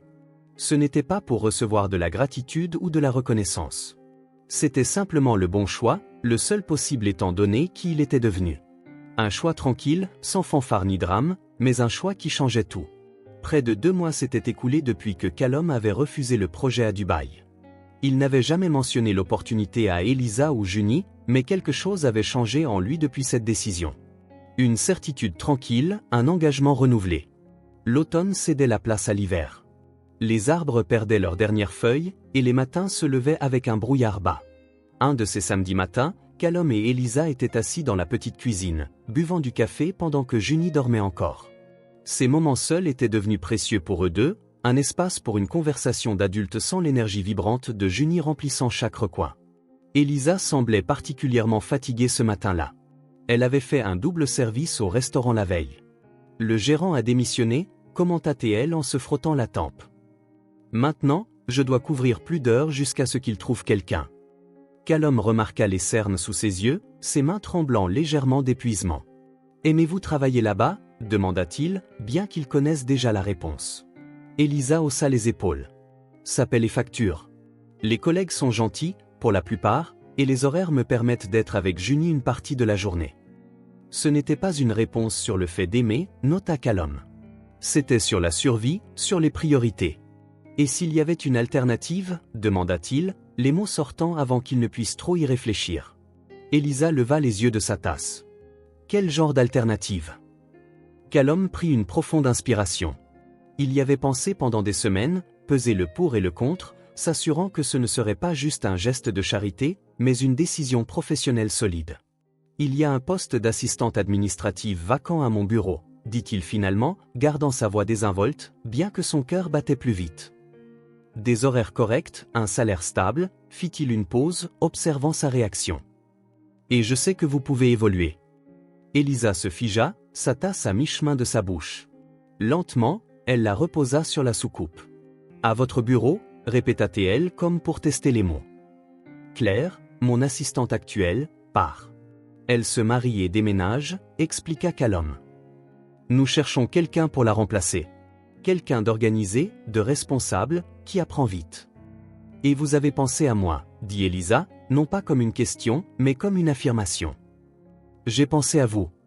Un silence s'installa entre eux. Elisa regarda par la fenêtre le ciel gris du début de l'hiver. Callum pouvait presque voir les pensées fuser derrière ses yeux. Pourquoi ? demanda-t-elle finalement en se retournant pour lui faire face. C'était une question simple, mais elle portait beaucoup de poids. Pourquoi elle ? Pourquoi maintenant ? Parce que vous êtes capable, répondit Callum sincèrement. Parce que j'ai vu comment vous gérez cette maison, comment vous organisez tout avec des ressources limitées, comment vous enseignez à Junie. Vous avez des compétences qui sont précieuses dans un bureau. Elisa se mordit la lèvre, réfléchissant. Et Junie ? Mon emploi du temps au restaurant me permet d'être avec elle le matin. Les horaires de bureau sont plus prévisibles. De 9h à 17h, du lundi au vendredi. Week-end libre. Callum fit une pause. Et il y a une école à 2 rues du bureau. Une bonne école. Junie pourrait y commencer. Les yeux d'Elisa s'écarquillèrent légèrement à la mention de l'école. Callum savait à quel point cela comptait pour elle, la promesse qu'elle voulait en tenir. Et le salaire ? demanda-t-elle, toujours hésitante. Callum mentionna un chiffre qui était presque le double de ce qu'elle gagnait au restaurant. Il vit la surprise traverser son visage, rapidement remplacée par quelque chose de plus complexe, un mélange d'espoir et de suspicion. Elisa prit une profonde inspiration, posant ses mains sur la table. « Je ne veux pas qu'il semble que j'accepte par pitié. » Il y avait de la fierté dans sa voix, mais pas d'arrogance, juste la dignité d'une femme qui s'était battue seule pendant si longtemps, qui ne voulait pas être vue comme un cas de charité. Callum tendit la main, couvrant la sienne un bref instant. « Elisa, vous le méritez, » dit-il simplement et directement. Je ne fais qu'ouvrir la porte. Leurs regards se croisèrent, et quelque chose passa entre eux. Une compréhension, un respect mutuel qui avait grandi lentement au fil des mois. Vous devrez passer un entretien formel, bien sûr, ajouta Callum en retirant sa main pour garder les apparences au bureau. Mais je connais votre valeur. Elisa resta silencieuse un long moment, comme si elle pesait non seulement l'offre, mais aussi tous les changements qu'elle apporterait. Puis, lentement, elle hocha la tête. J'accepte, dit-elle, sa voix gagnant en fermeté à chaque mot. Et je ferai plus que ce que vous attendez. Il n'y avait pas de gratitude excessive dans son ton, pas de soumission, juste une femme acceptant une opportunité qu'elle méritait avec la claire intention d'en tirer le meilleur parti. Le lundi suivant, Elisa entra dans le bureau de Callum pour son entretien formel, vêtue de sa meilleure tenue, une jupe grise et un simple chemisier blanc, mais impeccablement repassé. Ses cheveux étaient tirés en un chignon élégant, et il y avait une détermination dans ses yeux qui impressionna même les partenaires les plus sceptiques. Elle répondit aux questions avec clarté et intelligence. Lorsqu'on l'interrogea sur son manque d'expérience de bureau, elle parla de ses compétences organisationnelles, de sa capacité à apprendre rapidement, de son souci du détail. « J'ai élevé une fille seule tout en travaillant des heures irrégulières, » dit-elle en regardant directement le comité d'entretien. « Je sais comment gérer le temps, les ressources et les priorités, et je suis prête à apprendre ce que je ne sais pas encore. » Elle fut embauchée le jour même. Dans les semaines qui suivirent, Elisa s'épanouit dans le nouvel environnement. Elle apprit rapidement les systèmes du bureau, l'organisation des projets, les noms des clients clés. Elle arrivait tôt, partait à l'heure, et chaque jour semblait plus confiante. Junie commença à l'école voisine, y entrant avec un mélange de nervosité et d'excitation. Chaque matin, Elisa la déposait à la porte de la classe avant de se diriger vers le bureau, à quelques rues de là. Le changement le plus notable, cependant, n'était pas dans le nouvel emploi ou l'école de Junie. C'était dans la posture d'Elisa, dans la façon dont elle marchait maintenant dans les couloirs du bureau, droite, confiante, concentrée, non plus comme quelqu'un qui survit au jour le jour, mais comme quelqu'un qui construit activement son propre chemin avec dignité. En un mois, elle avait déjà réorganisé le système de classement numérique. En 2, elle présenta une suggestion pour améliorer le flux de travail entre les départements, qui fut immédiatement adoptée. Elle n'était plus seulement la mère célibataire luttant pour payer les factures. Elle était Elisa Thomas, une assistante administrative efficace, respectée par ses collègues, avec un avenir de possibilités devant elle. Un après-midi, alors qu'elle organisait une réunion, elle s'arrêta brièvement en passant devant le bureau de Callum. À travers la porte entr'ouverte, elle le vit travailler sur un plan, concentré. « Merci », murmura-t-elle doucement, juste pour elle-même. Puis elle se redressa et continua son chemin, marchant d'un pas ferme dans le couloir. Elle avait du travail à faire, un avenir à construire, une fille à inspirer. Et, pour la première fois depuis de nombreuses années, elle avait toutes les raisons de croire qu'elle pouvait tout accomplir. Le premier chèque de paie d'Elisa arriva un jeudi. Elle l'ouvrit dans la cuisine après que Junie se fut couchée. Callum était avec elle, l'aidant à réparer une des chaises qui avait commencé à vaciller. Quand elle vit le montant, ses yeux s'emplirent de larmes. Ce n'était pas une fortune, mais c'était stable, prévisible, assez, plus qu'elle n'avait réussi à gagner en des années de travail au restaurant. « Maintenant, je peux le faire », dit-elle, presque dans un murmure. « Faire quoi ?» demanda Callum, bien qu'il se doutât déjà de la réponse. « Inscrire Junie à l'école pour de vrai. Pas juste pour quelques heures, mais à temps plein, avec un uniforme, des fournitures, tout. » Elle passa ses doigts sur le papier comme pour s'assurer qu'il était réel. Il y avait un mélange de fierté et de nervosité dans sa voix, une vieille promesse sur le point d'être tenue. Le lendemain matin, Elisa prit quelques heures de congé et se rendit à l'école près du bureau. Elle revint avec des formulaires, des listes de fournitures et une lueur dans les yeux que Callum n'avait jamais vue auparavant. « Elle commence lundi », annonça-t-elle, sa voix tremblant légèrement d'émotion. « En première année. » La directrice a dit que même si elle commence en milieu de trimestre, Junie semble bien préparée grâce à l'école à la maison. La fierté dans sa voix était palpable. Pas seulement la fierté pour Junie, mais aussi pour elle-même, d'avoir réussi, contre toute attente, à donner à sa fille une base solide même dans les circonstances les plus difficiles. Le week-end fut un tourbillon d'achats, l'uniforme scolaire, les cahiers, les crayons, les gommes. Elisa cochait chaque article de la liste avec la précision de quelqu'un qui ne veut rien laisser derrière. Elle acheta tout avec son propre argent, y insistant, bien que Callum ait proposé de l'aider. « C'est quelque chose que je dois faire », expliqua-t-elle. « Avec mon travail, mon salaire. C'est important pour moi. » Callum comprit. Il ne s'agissait pas de l'argent lui-même, mais de la dignité de tenir sa propre promesse par ses propres moyens. Junie, de son côté, semblait grandir à chaque nouvelle acquisition. Elle essaya l'uniforme avec révérence, s'admirant dans le miroir. Elle organisa ses nouveaux crayons par couleur, les alignant parfaitement sur la table. Elle écrivit son nom dans le nouveau cahier avec autant de soin que ses petits doigts le permettaient. Le dimanche soir, veille du grand jour, Callum se présenta avec un paquet emballé dans du papier coloré avec des étoiles et des lunes. « Pour Junie », dit-il en le tendant à Elisa. « Pour demain. » Elisa le regarda curieusement mais ne l'ouvrit pas. Elle appela sa fille qui finissait d'organiser ses fournitures scolaires sur la table du salon.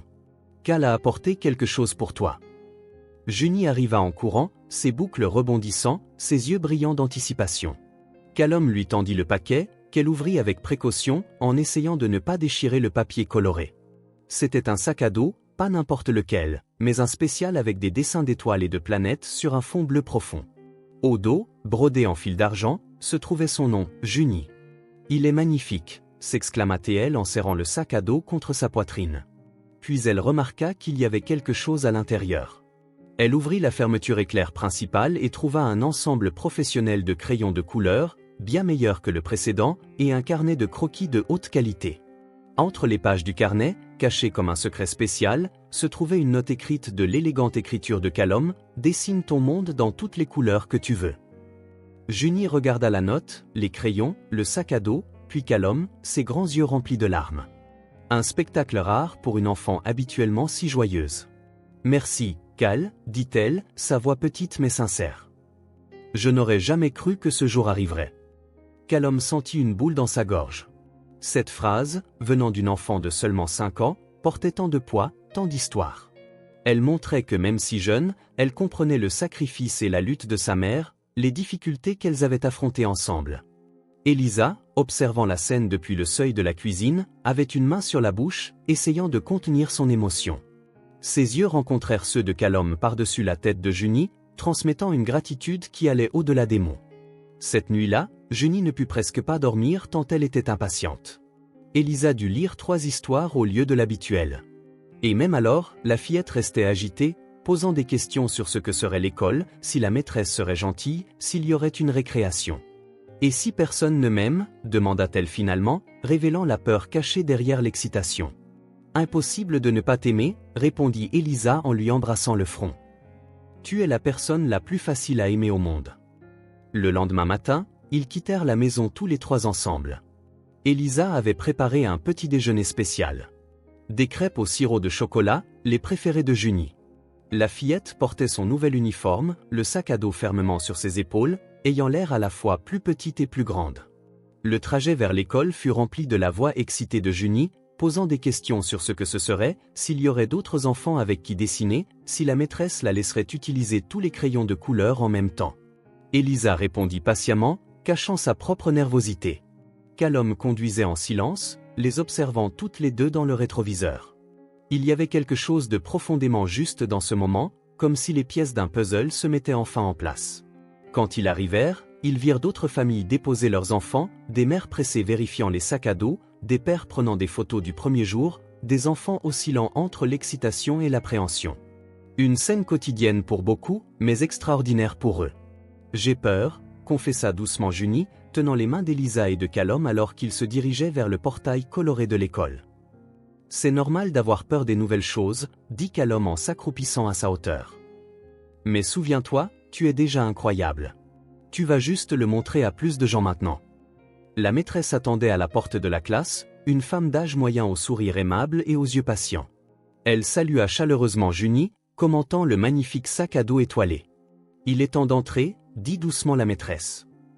J'ai une place spéciale réservée pour toi.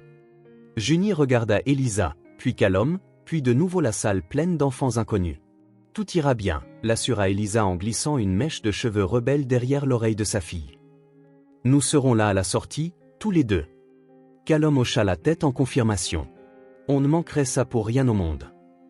Junie prit une profonde inspiration, comme si elle rassemblait tout le courage de ses 5 ans, et entra dans la salle de classe. À la porte, elle se retourna une dernière fois et fit un signe de la main. Puis elle disparut dans le nouveau monde qui l'attendait. Elisa resta immobile, regardant la porte fermée, un mélange de fierté et d'appréhension sur son visage. Elle ira bien, dit Callum en posant légèrement la main sur son épaule. Je sais, répondit Elisa en essuyant discrètement une larme. C'est juste que tant de fois j'ai cru que ce jour n'arriverait jamais, que je ne pourrais jamais lui offrir ça. Sur le chemin du bureau, Elisa était plus silencieuse que d'habitude. Elle regardait par la fenêtre, perdue dans ses pensées. Et à quoi penses-tu ? Demanda finalement Callum. À quel point tout a changé, répondit-elle. En si peu de temps. Comme si la vie nous avait enfin donné une chance. Callum voulait dire que ce n'était pas la vie. C'était elle, sa persistance, sa force, sa dignité. Mais il savait qu'Elisa ne prendrait pas bien les compliments directs. Alors il se contenta de sourire et de dire « Vous méritez cette chance plus que quiconque que je connaisse ». La journée au bureau fut longue. Elisa vérifiait constamment l'horloge, anxieuse d'aller chercher Junie. Callum la rejoignit à la fin de la journée et ensemble, ils se rendirent à l'école, parlant de la façon dont la première journée aurait pu se passer. Et si elle a détesté ? Et si c'était trop difficile ? Et si les autres enfants ? Elisa verbalisait ses craintes, les mêmes que n'importe quelle mère le premier jour d'école de son enfant. Elle est forte et intelligente, comme sa mère, répondit simplement Callum. Des dizaines d'enfants sortaient des portes de l'école, transportant des sacs à dos et des histoires de leur première journée. Elisa se mit sur la pointe des pieds, cherchant les boucles familières dans la foule. Et puis elle était là, Junie, courant vers eux, le sac à dos étoilé rebondissant sur son petit dos, son visage illuminé par le plus grand sourire qu'ils aient jamais vu. « Maman !» « Cal !» cria-t-elle en se jetant dans les bras d'Elisa. C'était génial. L'école, c'est génial. Sur le chemin du retour, Junie ne cessa de parler. Elle leur parla de la gentille maîtresse qui avait lu une histoire de dragon. Des bureaux disposés en groupe de 4, de la bibliothèque de la classe avec tant de livres qu'elle avait du mal à y croire. « Et je me suis fait des amis », s'exclama-t-elle, les mots se bousculant dans son excitation. Lily m'a invité à m'asseoir avec elle, et Pedro m'a prêté sa gomme quand la mienne est tombée.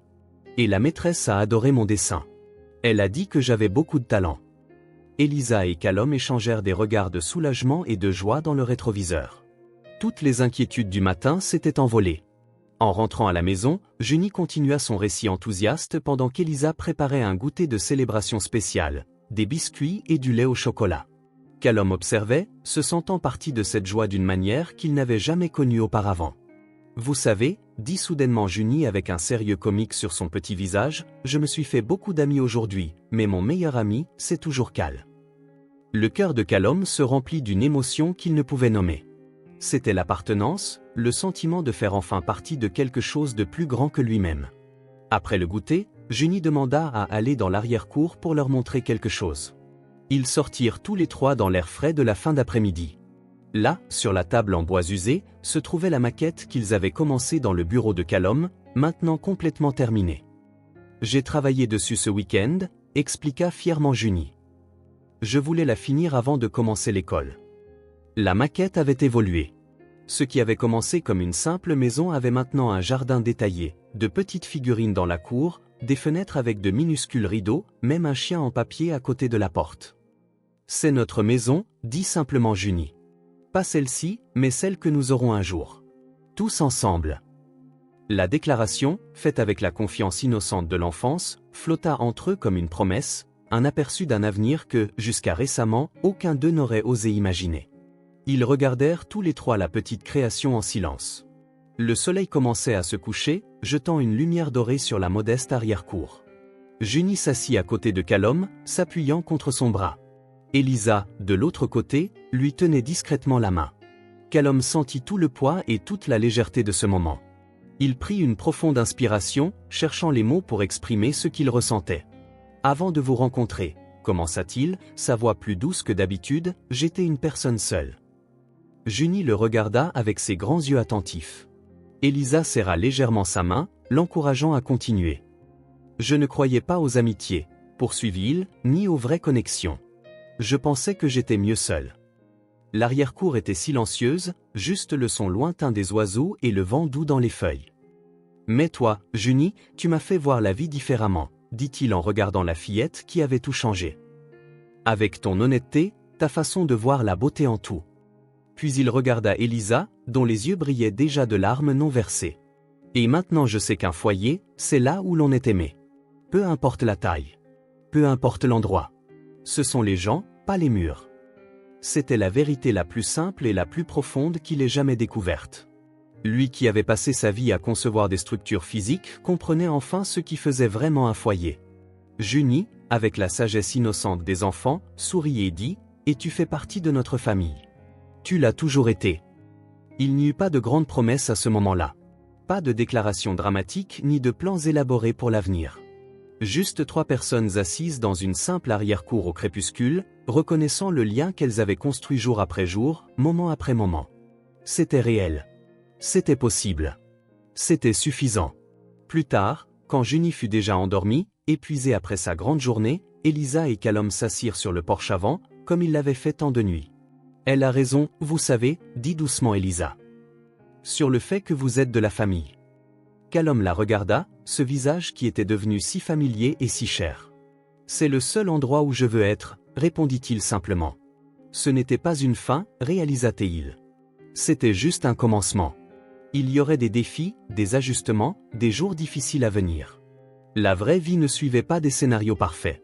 Mais maintenant, pour la première fois, ils n'affronteraient pas ces défis seuls. Eux non plus. Ils avaient construit quelque chose de plus fort et de plus durable que n'importe quelle structure physique. Quelque chose qui n'avait pas besoin de plan, d'approbation ou de maquette. Une famille. Et en fin de compte, c'était tout ce dont ils avaient vraiment besoin.